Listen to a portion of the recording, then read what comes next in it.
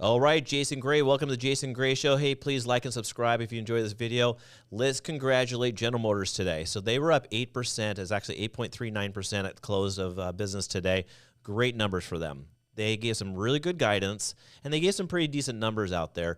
And looking at it between 2021 and 2022, their numbers are pretty interesting. So let's dive into this a little bit. I'll give you my analysis. I'm not a financial advisor. Don't take this as financial advice whatsoever, but let's dive into the numbers. Okay, so in 2021, they lost about $120 per car that they sold in 2021, which doesn't seem like a lot, but adding that up, that makes a pretty big deal.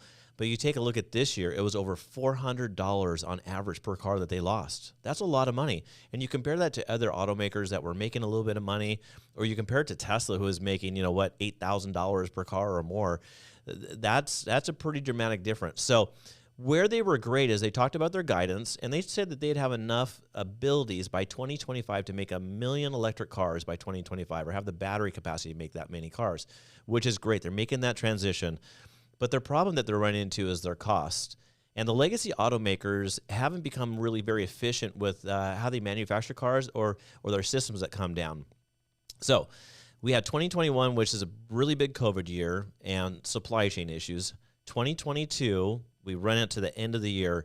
You take a look at their inventory numbers. They're back to more of a normal inventory numbers. As we all know, inventories at the dealerships were super low.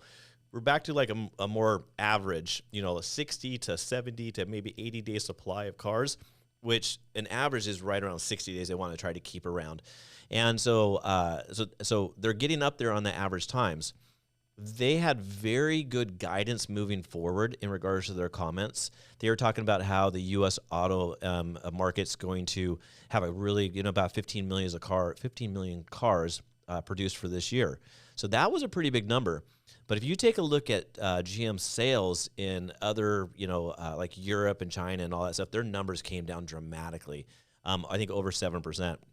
So they spun it really well. They spun these numbers incredibly well. But now I've got to go look forward here and what's going to happen in 2023.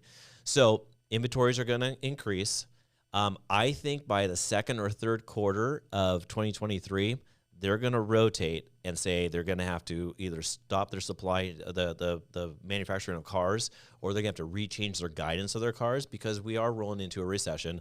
Let it be a light one or a deep one.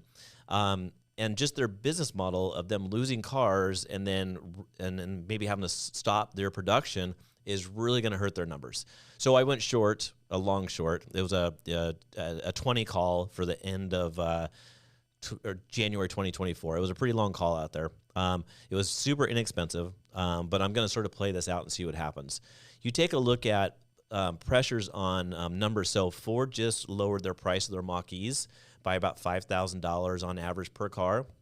You saw Tesla reduce the prices of some of their cars from 7% to 18% on cost reductions, and that's going to apply pressure to all these other automakers. So General Motors is going to have to pivot and try to figure out what to do on this.